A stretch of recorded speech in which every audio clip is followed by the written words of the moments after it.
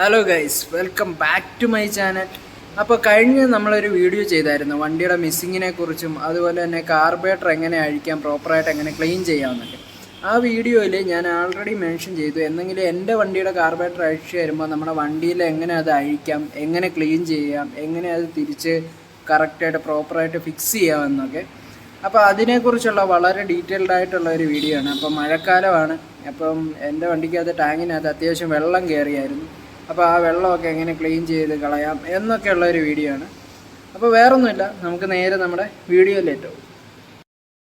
വണ്ടിയുടെ ടാങ്കൊക്കെ ഞാൻ റിമൂവ് ചെയ്തു. അതിനകത്ത് അത്യാവശ്യം വെള്ളം ഉണ്ടായിരുന്നു. വെള്ളം എല്ലാം കൂടെ കളഞ്ഞ് അത് ക്ലീൻ ചെയ്ത് എല്ലാം സെറ്റാക്കി വെച്ചേക്കുവാണ്.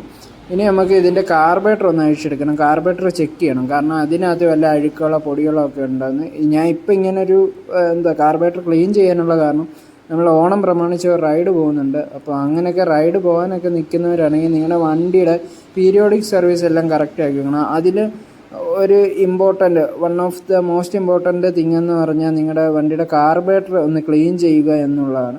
അപ്പോൾ കാർബറേറ്റർ ക്ലീൻ ചെയ്യാനായിട്ട് നമുക്ക് സൈഡ് പാനലും അതുപോലെ തന്നെ വണ്ടിയുടെ സീറ്റും ഒക്കെ ഒന്ന് അഴിച്ചെടുക്കണം. വേറെ ഒന്നുമല്ല, കാർബറേറ്റർ അഴിക്കാൻ കുറച്ചുകൂടെ സൗകര്യമാണത്.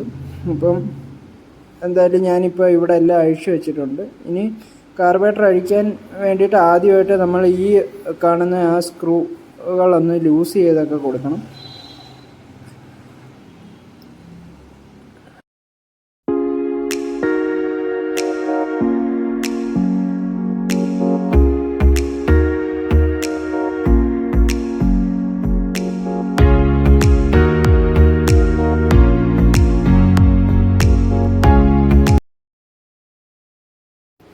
ഇപ്പോൾ നമ്മൾ കാർബറേറ്ററിൻ്റെ നട്ടും സ്ക്രൂവും കാര്യങ്ങളും എല്ലാം അഴിച്ചു. ഇനി ഇത് ജസ്റ്റ് ഇങ്ങനെ എങ്ങനെയാണ് റിമൂവ് ചെയ്തെടുക്കുന്നതെന്ന് കാണിച്ചു തരാം. അതിനു മുമ്പ് നമുക്ക് ഇതിൻ്റെ ആക്സിലേറ്ററിൻ്റെ കേബിൾ വരുന്നുണ്ട് ഇവിടെ, അതും കൂടെ ഒന്ന് റിമൂവ് ചെയ്താൽ മാത്രമേ നമുക്ക് കാർബറേറ്റർ ഇളക്കിയെടുക്കാൻ പറ്റുള്ളൂ.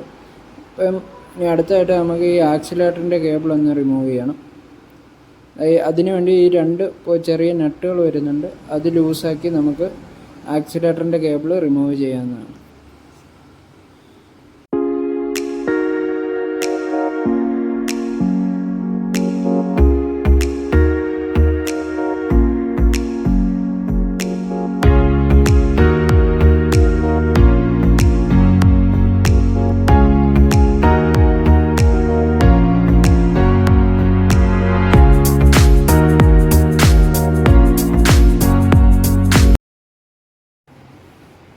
അങ്ങനെ നമ്മൾ ആക്സിലേറ്ററിൻ്റെ കേബിൾ ഇവിടെ നിന്ന് ഊരി എടുത്തിട്ടുണ്ട്.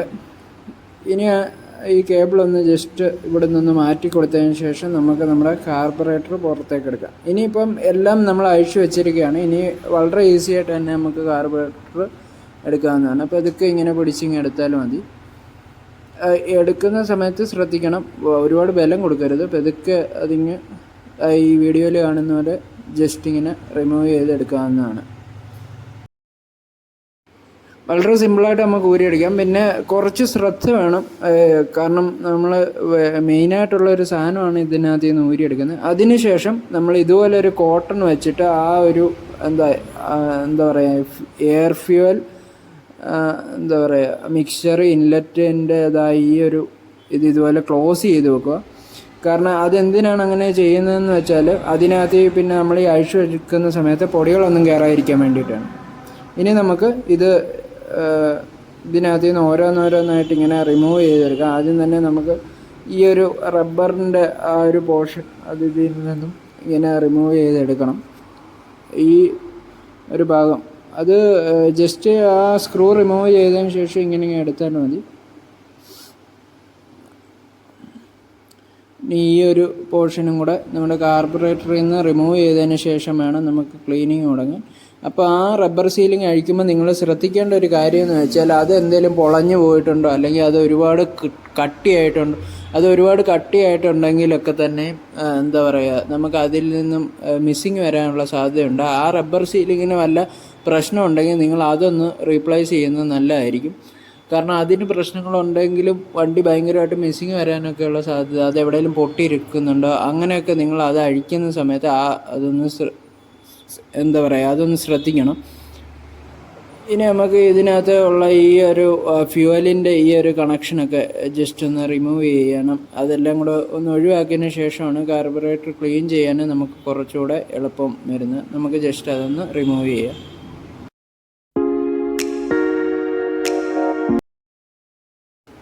അങ്ങനെ നമ്മൾ കാർബറേറ്ററൊക്കെ അഴിച്ച് കുറച്ച് പെട്രോളൊക്കെ ഒഴിച്ച് ഇതുപോലൊരു ട്രേയിലോട്ട് ഇട്ടിട്ടുണ്ട്. ഒരു പ്രധാനമായിട്ടുള്ള കാര്യം ശ്രദ്ധിക്കേണ്ടതെന്ന് വെച്ചാൽ നിങ്ങൾ ഇതുപോലെ ട്രേ യൂസ് ചെയ്യുക. അതുപോലെ തന്നെ ആദ്യം നിങ്ങൾ എപ്പോഴും ഒരു കാർബറേറ്റർ അഴിച്ചിട്ട് ക്ലീൻ ചെയ്യുന്നതിന് മുന്നോടിയായിട്ട് തന്നെ ഈ വീഡിയോയിൽ കാണുന്ന പോലെ അതിൻ്റെ പുറം ഭാഗത്തുള്ള അഴുക്കുകൾ ആദ്യം ക്ലീൻ ചെയ്ത് കൊടുക്കണം. ഇത് എന്തിനാണ് നമ്മളിങ്ങനെ ചെയ്യുന്നതെന്ന് വെച്ചാൽ, അല്ലെങ്കിൽ നമ്മൾ കാർബറേറ്റർ അഴിക്കുന്ന സമയത്ത് ഈ പുറത്തുള്ള അഴുക്കുകളൊക്കെ അതിനകത്തേക്ക് കയറാനുള്ള സാധ്യതയുണ്ട്. അതുകൊണ്ട് എപ്പോഴും നിങ്ങൾ അഴിക്കുമ്പോൾ പ്രധാനമായും ചെയ്യേണ്ട കാര്യം ആദ്യം തന്നെ പുറം ഭാഗമല്ല ഇതുപോലൊരു ബ്രഷ് ഉപയോഗിച്ച് പെട്രോൾ തേച്ച് അതിനകത്തുള്ള അഴുക്കുകൾ ഫുള്ള് കളഞ്ഞിട്ട് അത് ക്ലീനാക്കി എടുക്കുക. അതിനുശേഷം മാത്രമേ നിങ്ങൾ കാർബറേറ്റർ അഴിക്കാവൂ. അപ്പോൾ ഇത് നിങ്ങൾക്ക് ഈ വീഡിയോ കാണുമ്പോൾ തന്നെ അറിയാം, കാർബറേറ്ററിൻ്റെ പുറത്ത് അത്യാവശ്യമുള്ള പൊടിയും എല്ലാം പിടിച്ച് നല്ല രീതിയിൽ ഡസ്റ്റി ആയിട്ടിരിക്കുകയാണ്. അപ്പോൾ അങ്ങനെയുള്ള കേസ് കെട്ടിൽ നമ്മൾ ആദ്യം തന്നെ പുറം ക്ലീൻ ചെയ്ത് കൊടുക്കണം. അതുപോലെ തന്നെ വേറൊരു കാര്യം ശ്രദ്ധിക്കാനുള്ളതെന്ന് വെച്ചാൽ, ഈ പുറം ക്ലീൻ ചെയ്തിട്ടുള്ള ഈ ഒരു ഫ്യൂവല് അത്യാവശ്യം അതിൻ്റെ അഴുക്കുകളെല്ലാം വന്നിട്ടുണ്ട് അതിനകത്ത്. അത് മാറ്റി രണ്ടാമത് നല്ലൊരു ഫ്യൂവൽ ഒഴിച്ചിട്ട് മാത്രമേ അകംഭാഗം ക്ലീൻ ചെയ്യാവൂ, അല്ലെങ്കിൽ ഇത് തന്നെ ഉപയോഗിച്ച് ക്ലീൻ ചെയ്യരുത്. നല്ല എന്തായാലും നമുക്ക് ഈ പുറം ഭാഗം ഒന്ന് ക്ലീൻ ചെയ്തിട്ട് വരാം. ഏകദേശം പണികളൊക്കെ കഴിഞ്ഞിട്ടുണ്ട്. ഇനി ഇതുപോലൊരു കോട്ടൺ ക്ലോത്ത് വെച്ചിട്ട് നമുക്കത് നന്നായിട്ട് ഒന്ന് ക്ലീൻ ചെയ്തെടുക്കാം. അതുപോലെ തന്നെ ഞാൻ വേറൊരു കാര്യം നിങ്ങളുടെ അടുത്ത് പറയാൻ വിട്ടുപോയി. നേരത്തെ ഇത് നമ്മുടെ ആ ഇൻലെറ്റ് വാൽവ് അടയ്ക്കുന്നതിനോടൊപ്പം തന്നെ ആ കോട്ടൺ ഉപയോഗിച്ച് നമ്മുടെ എയർ ഇൻടേക്കിൻ്റെ വാൽവും കൂടെ ഒന്ന് അടച്ച് വെക്കുക, പൊടി കയറാതിരിക്കാൻ വേണ്ടി. അതും കൂടെ ഒന്ന് എല്ലാവരും ഒന്ന് ശ്രദ്ധിക്കണം, കാരണം അവിടെയും പൊടി കയറാനൊക്കെ ഉള്ള സാധ്യതകളുണ്ട്. ഓക്കെ, അങ്ങനെ നമ്മുടെ പുറത്തെ ക്ലീനിങ്ങുകളും എല്ലാം പ്രോസസ്സെല്ലാം കംപ്ലീറ്റ് ആയി. ഇനി നമുക്ക് ഈ കാർബറേറ്ററിൻ്റെ ഈ അടിഭാഗം, അതായത് കാർബറേറ്ററിൻ്റെ ഫ്യൂവൽ വന്ന് സ്റ്റോർ ആകുന്ന ഈ ഭാഗം ഒന്ന് അഴിച്ചെടുക്കാം. ഇത് അത്യാവശ്യം നല്ല ടൈറ്റായിട്ടിരിക്കുകയാണ്, കാരണം ഞാനിത് അഴിച്ചിട്ട് കുറേ ആയി. ഏതാണ്ട് ഇതുപോലെ അഴിച്ചെടുത്ത് ഇപ്പം നിങ്ങൾക്ക് ഈ വീഡിയോയിൽ നോക്കുമ്പോൾ തന്നെയാണ് അതിൻ്റെ അടിയിൽ മൊത്തം അഴുക്കടിഞ്ഞ് പൊടിയെല്ലാം കൂടെ അടിഞ്ഞിരിക്കുകയാണ്. അതുപോലെ തന്നെ ഈ ഭാഗമാണേലും നല്ല പോലെ തന്നെ അതിനകത്ത് അഴുക്കുകളുണ്ട്. അപ്പം നമ്മളിത് ഇടയ്ക്കിടയ്ക്ക് നിങ്ങൾ കാർബറേറ്റർ ക്ലീൻ ചെയ്യുന്നത് നല്ലതായിരിക്കും. അപ്പോൾ ഈ ഫ്ലോട്ട് അഴിക്കേണ്ട ആവശ്യമൊന്നുമില്ല, കാരണം അതിൻ്റെ അടിയിലേക്ക് അധികം പൊടികളൊന്നുമില്ല. നമ്മളിപ്പോൾ മെയിനായിട്ട് ചെയ്യുന്നതെന്ന് വെച്ചാൽ അതിൻ്റെ കാർബറേറ്ററിൻ്റെ നീഡിൽ ഇതുപോലെ സ്ക്രൂ ഡ്രൈവർ വെച്ച് നിങ്ങൾക്ക് അഴിക്കാൻ സാധിച്ചില്ലെങ്കിൽ ഒരു പ്ലെയറിൻ്റെ സഹായം തേടാം. ഇപ്പോൾ ഈ നീഡിലേക്ക് നോക്കുമ്പോൾ തന്നെ വീഡിയോയിൽ എത്രത്തോളം വിസിബിൾ ആണെന്ന് എനിക്കറിയില്ല, അതിൻ്റെ ആ ഹോളുകളുണ്ട് നീഡിൽ വരുന്ന ആ ഹോളുകളെല്ലാം അത്യാവശ്യം പൊടി കയറി അടഞ്ഞിരിപ്പുണ്ട്. ഇങ്ങനെയുള്ള ഒരു സിറ്റുവേഷൻ ഉണ്ടായ വണ്ടിയിൽ അത്യാവശ്യം നല്ല രീതിയിൽ തന്നെ മിസ്സിങ് ഉണ്ടാകും. അപ്പോൾ വണ്ടിയിൽ മിസ്സിങ് ഉണ്ടാകുമ്പോൾ നിങ്ങൾ ഇതുപോലെ കാർബറേറ്റർ അഴിച്ച് ക്ലീൻ ചെയ്യണം. ഇപ്പോൾ നീഡിൽ ക്ലീൻ ചെയ്യാൻ വേണ്ടിയിട്ട് ജസ്റ്റ് ആദ്യം ഒന്ന് ഫ്യൂവൽ ഒന്ന് ജസ്റ്റ് തടവി കൊടുത്തതിന് ശേഷം, ഒന്നെങ്കിൽ രണ്ട് രീതിയിൽ നമുക്ക് ചെയ്യാം. ഫ്യൂവലും കൊണ്ട് മാത്രം ഇങ്ങനെ ഇതാക്കിയിട്ട് ഫ്യൂവലിൽ മുക്കിയിട്ടിട്ട് ആ അഴുക്ക് പോകുന്നുണ്ടെങ്കിൽ കുഴപ്പമില്ല. അല്ലെങ്കിൽ ചെയ്യേണ്ട ഒരു പരിപാടി എന്ന് വെച്ചാൽ നമ്മുടെ നൂൽക്കമ്പികൾ ഉപയോഗിച്ച്, ചെറിയ നൂൽക്കമ്പികൾ ഉപയോഗിച്ച് ആ ഓരോ ഹോളിലൂടെയും കയറ്റി നല്ലപോലെ ആ ഡസ്റ്റിനെല്ലാം പുറത്തേക്ക് കളയുക. ഇപ്പം ഞാനിപ്പോൾ ഇവിടെ നീഡിൽ നല്ല രീതിയിൽ ക്ലീൻ ആക്കുവാണ്. അതിനുശേഷം നമുക്ക് ഇതിനകത്ത് കുറേ അഴുക്കുകളുണ്ട്, അതിതുപോലെ ഒരു ബ്രഷ് ഉപയോഗിച്ച് നമുക്കിങ്ങനെ ഇതിൻ്റെ ഉള്ളിൽ അത്യാവശ്യം നല്ല രീതിയിൽ കട്ടിക്ക് തന്നെ അഴുക്കിരിപ്പുണ്ട്. അത് നമുക്ക് നല്ല രീതിയിൽ തന്നെ ക്ലീൻ ചെയ്യണം ഫ്യൂവൽ ഉപയോഗിച്ച്. അതുപോലെ ഇതുപോലെ വല്ല നീഡിലോ കാര്യങ്ങളോ, ഇതിപ്പോൾ ഞാനൊരു സിറിഞ്ച് ജസ്റ്റ് എടുത്താണ് അവിടെ അഴുക്കൊക്കെ കുത്തിക്കളയാൻ വേണ്ടിയിട്ട്. അപ്പോൾ നിങ്ങളുടെ കയ്യിൽ കിട്ടുന്ന സാധനമൊക്കെ ഉപയോഗിച്ച് നമുക്ക് ക്ലീൻ ചെയ്യാം. അതിനുശേഷം ഇതുപോലെ നല്ല ഫ്യൂവൽ ഒഴിച്ചിട്ട് അടിയിൽ കൂടെ അതിൻ്റെ ഒരു ഇതുണ്ട്, അടിയിൽ കൂടെ ഫ്യൂവൽ വരുന്നുണ്ടോ എന്നൊന്ന് ചെക്ക് ചെയ്യണം. ഇത് 2-3 പ്രാവശ്യം നല്ല രീതിയിൽ ക്ലീൻ ചെയ്ത് കൊടുക്കണം. അതുപോലെ തന്നെ ഈ ഭാഗം മുകളിലത്തെ ഭാഗം നല്ല ഫ്യൂവൽ ഉപയോഗിച്ച് നല്ല രീതിയിൽ ക്ലീൻ ചെയ്ത് കൊടുക്കാവുന്നതാണ്. അങ്ങനെ നമ്മുടെ നീഡിലും കാർബറേറ്ററും എല്ലാം നല്ല രീതിയിൽ ക്ലീൻ ചെയ്ത് സെറ്റാക്കി എടുത്തിട്ടുണ്ട്. ഇനി നീഡിൽ ഈ വീഡിയോയിൽ കാണുന്ന പോലെ ജസ്റ്റ് ഇങ്ങനെ വെച്ച് കൊടുത്തിട്ട് ടൈറ്റ് ചെയ്ത് കൊടുത്താൽ മതി. ടൈറ്റ് ചെയ്ത് കൊടുക്കുമ്പോൾ നിങ്ങൾക്കൊരു സ്ക്രൂ ഡ്രൈവർ ഉപയോഗിച്ച് അത് ടൈറ്റ് ചെയ്യാം. ഒന്നുകൂടെ ഒരു ബലത്തിന് വേണ്ടിയിട്ട് നമുക്ക് ഒരു പ്ലെയറോ എല്ലാം വെച്ച് അത് നല്ല രീതിയിൽ ടൈറ്റ് ചെയ്ത് കൊടുക്കണം. വേറൊന്നും കൊണ്ടല്ല, നല്ല രീതിയിൽ ടൈറ്റ് ചെയ്തില്ല എന്നുണ്ടെങ്കിൽ വണ്ടി ഓടുന്ന സമയത്ത് വൈബ്രേറ്റ് ചെയ്യുന്ന സമയത്ത് നീഡിലൂരിപ്പോയാൽ പിന്നെ ഇരട്ടി പണിയാണ്. അതുകൊണ്ട് ഇതുപോലൊരു പ്ലെയറോ എല്ലാം ഉപയോഗിച്ച് ജസ്റ്റ് ഒന്ന് ടൈറ്റ് ചെയ്ത് കൊടുക്കണം. അങ്ങനെ ടൈറ്റ് ചെയ്ത് കൊടുത്താൽ മാത്രമേ നീഡിൽ അവിടെ ഫിക്സ് ആയിട്ടിരിക്കുകയുള്ളൂ. നീഡിൽ അവിടെ ഉറച്ചിരുന്നില്ല. കാരണം നീഡിലിൽ നിന്നാണ് എഞ്ചിനകത്തിലേക്ക് വേണ്ടുന്ന ആ ഫ്യൂവലിനെ കറക്റ്റായിട്ട് അത് സപ്ലൈ ചെയ്ത് കൊടുക്കുന്നത്. അപ്പോൾ നീഡിലിന് യാതൊരു പ്രശ്നവും വരാത്ത രീതിയിൽ ടൈറ്റ് ചെയ്ത് കൊടുക്കണം. ഇനിയിപ്പോൾ വേറൊന്നുമില്ല. ഇനിയിപ്പം നമുക്ക് ജസ്റ്റ് ഇത് വെച്ച് ക്ലോസ് ചെയ്യാമെന്ന് പറഞ്ഞാൽ അതിന് മുമ്പ് ചെക്ക് ചെയ്യണം. അതിൻ്റെ സൈഡിലൊരു റബ്ബർ സീലിംഗ് വരുന്നുണ്ട്. അത് പ്രോപ്പറായിട്ട് ഇരിപ്പുണ്ടോ, അത് ഇളകി പോയോ എന്നൊക്കെ നോക്കണം.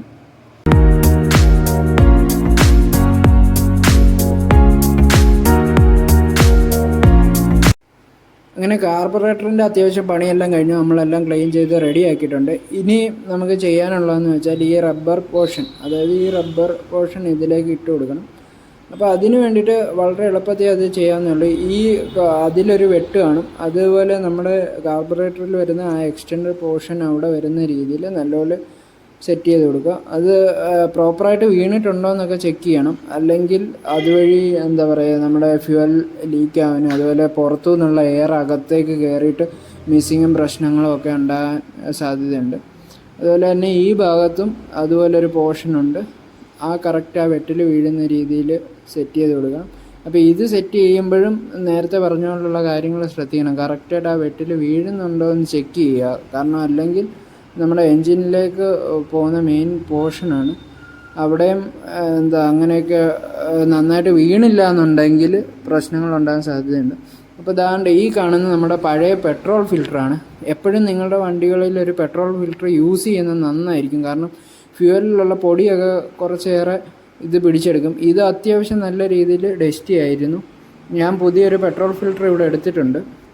അപ്പോൾ ഇനി നമുക്ക് ഈ ഒരു പെട്രോൾ ഫിൽറ്റർ സെറ്റ് ചെയ്ത് കൊടുക്കാം. മറ്റേതിനകത്ത് അത്യാവശ്യം അഴുക്കുണ്ടായിരുന്നു, നല്ല രീതിയിൽ തന്നെ ഉണ്ടായിരുന്നു. ഇത് ജസ്റ്റ് നമുക്ക്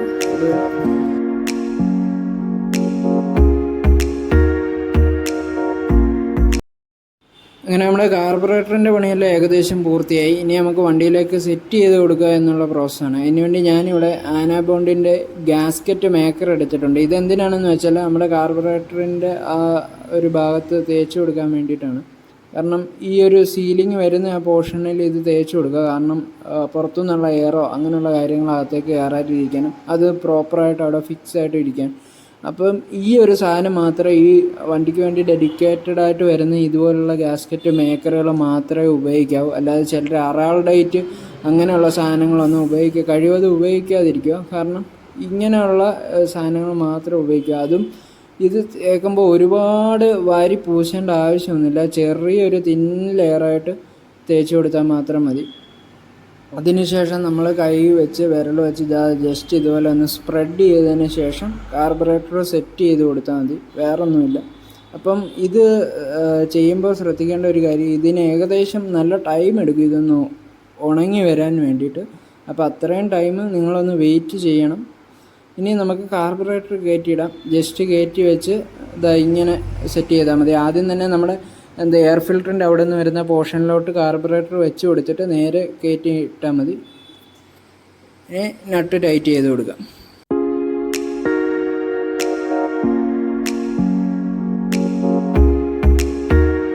കാർബറേറ്റർ എല്ലാം ഇവിടെ സെറ്റാക്കി വെച്ചിട്ടുണ്ട്. ഇനിയുള്ള നെക്സ്റ്റ് പ്രോസസ്സ് എന്ന് വെച്ചാൽ നമുക്ക് ഈ നട്ടുകൾ ഓരോന്നായിട്ട് ടൈറ്റ് ചെയ്ത് കൊടുക്കുക എന്നതാണ്. ഇതൊക്കെ നല്ല രീതിയിൽ തന്നെ ടൈറ്റ് ചെയ്ത് കൊടുക്കണം.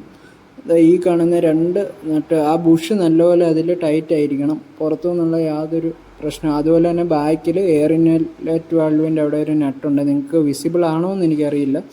അതെല്ലാം നല്ല രീതിയിൽ തന്നെ ടൈറ്റ് ചെയ്ത് കൊടുക്കണം. അപ്പം 2 സൈഡിൽ നിന്നും ചെക്ക് ചെയ്യുക. കാർബറേറ്റർ പ്രോപ്പറായിട്ട് ഫിക്സ് ആയിട്ടുണ്ടോ എന്നൊക്കെ ചെക്ക് ചെയ്യുക. അത് കഴിഞ്ഞ വീഡിയോയിൽ ഞാൻ പറഞ്ഞിട്ടുണ്ടായിരുന്നു. ഇതാണ് ഇഗ്നീഷൻ കോയിൽ എന്ന് പറയുന്ന സാധനം. ഇതിലേക്കൊരു കണക്ഷൻ വരുന്നുണ്ട്. ഇതാണ് നമ്മുടെ CDI യൂണിറ്റ്. ഇതിലേക്ക് വരുന്ന കണക്ഷനാണ് അതിന് പവർ കൊടുക്കുന്നത്. ഈ ഇഗ്നീഷൻ കോയിലിൽ നിന്നാണ് സ്പാർക്ക് പ്ലഗിലേക്ക് വേണ്ടുന്നത്ര സ്പാർക്ക് കൊടുക്കുന്നത്. ഈ വണ്ടി ടിൻ സ്പാർക്ക് ആയതുകൊണ്ട് തന്നെ 2 ഇഗ്നീഷൻ കോയിൽ കാണും. ട്രിപ്പിൾ സ്പാർക്ക് ആണെങ്കിൽ ഇഗ്നീഷൻ കോയിൽ 3 എണ്ണം കാണും.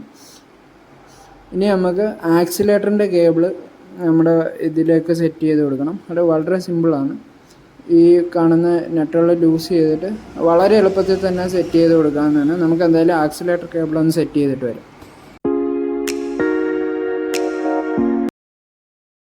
അങ്ങനെ ആ ഒരു പ്രോസസ്സും കഴിഞ്ഞ് നമ്മൾ ആക്സിലേറ്റർ കേബിളും എല്ലാം സെറ്റാക്കി റെഡി ആയിട്ട് വെച്ചിട്ടുണ്ട്. ഇപ്പോൾ നിങ്ങൾക്ക് നോക്കുമ്പോൾ തന്നെ അറിയാം നല്ല രീതിയിൽ ക്ലീൻ ആയിട്ടാണ് ഇരിക്കുന്നത്. ഇനിയിപ്പോൾ ചെയ്യേണ്ടതെന്ന് വെച്ചാൽ ഇതിന് മുകളിലുള്ള നട്ട് വരുന്നുണ്ട്. അത് 10 സൈസിലുള്ള നട്ടാണ്. അത് രണ്ടും മുകളിലത്തെയും താഴത്തെയും ടൈറ്റ് ചെയ്ത് കൊടുത്ത് അത് നല്ല രീതിയിൽ ടൈറ്റ് ചെയ്ത് കൊടുക്കണം. അത് മാത്രമേ ഉള്ളൂ.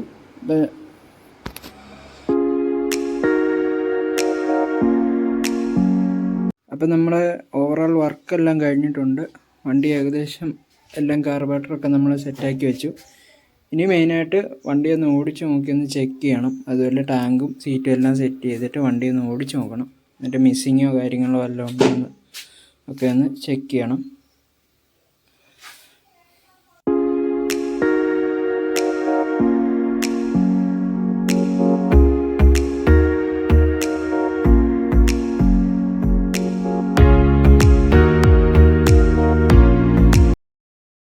ഇനി നമുക്ക് ഫ്യൂവൽ ട്യൂബ് പെട്രോൾ ടാങ്കിലേക്ക് കണക്ട് ചെയ്ത് കൊടുക്കാം. കണക്ട് ചെയ്തതിന് ശേഷം നമുക്ക് ആ ഫ്യൂവൽ ഒന്ന് ഓൺ ആക്കിയിട്ട് ഫ്യൂവൽ കറക്റ്റായിട്ട് കാർബറേറ്ററിലോട്ട് വരുന്നതെന്നൊന്ന് ചെക്ക് ചെയ്യണം. ഇനി നമുക്ക് ഫ്യൂവൽ ഒന്ന് ജസ്റ്റ് ഒന്ന് ഓൺ ചെയ്ത് കൊടുക്കാം.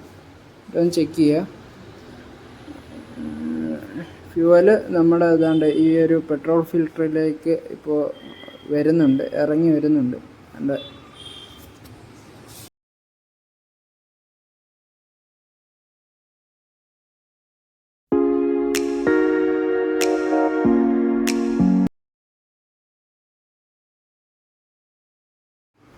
അങ്ങനെ നമ്മുടെ പെട്രോൾ ഫിൽറ്ററിലൊക്കെ ഫ്യൂവൽ വന്ന് നല്ല രീതിയിൽ ഫില്ലായിട്ടുണ്ട്. അതുപോലെ തന്നെ കാർബറേറ്ററിൻ്റെ ലീക്കോ അതുപോലെ ഓയിൽ പെട്രോൾ ലീക്ക് ആകുന്നുണ്ടോ എന്നൊക്കെ നമ്മളൊന്ന് ശ്രദ്ധിക്കണം. അല്ല പുറത്ത് മൊത്തത്തിലൊന്ന് ചെക്ക് ചെയ്യണം. ഫ്യൂവൽ വന്നതിന് ശേഷം എവിടെയെങ്കിലും ലീക്ക് ഉണ്ടെങ്കിൽ ആ ലീക്ക് ക്ലിയർ ചെയ്തിട്ട് തന്നെ പോകണം. അല്ലാന്നുണ്ടെങ്കിൽ അത് പിന്നെ പ്രശ്നമാകും. ഇപ്പോൾ ലീക്കൊന്നുമില്ല. ഈ വീഡിയോയിൽ നിങ്ങൾക്ക് കാണാം കാർബറേറ്ററിൻ്റെ ഭാഗത്തുനിന്ന് എവിടെ നിന്നും ലീക്കില്ല. ടാങ്കൊക്കെ സെറ്റ് ചെയ്ത് ഫ്യൂവലൊക്കെ ഫില്ല് ചെയ്ത് വെച്ചിട്ടുണ്ട്. ഇനി നമുക്ക് വണ്ടി ജസ്റ്റ് ഒന്ന് സ്റ്റാർട്ട് ചെയ്ത് നോക്കാം.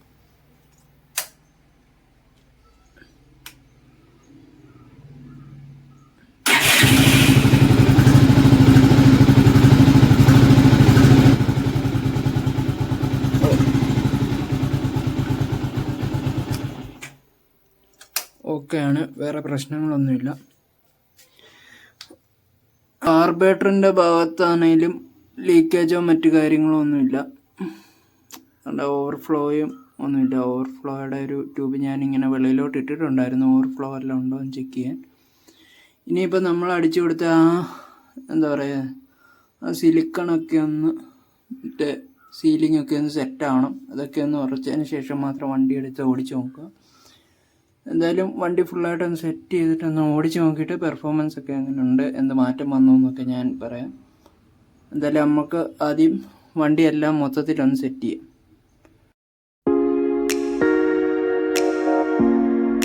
അങ്ങനെ വണ്ടിയൊക്കെ ഓടിച്ച് നോക്കി. വണ്ടി മൊത്തത്തിൽ സെറ്റാണ്.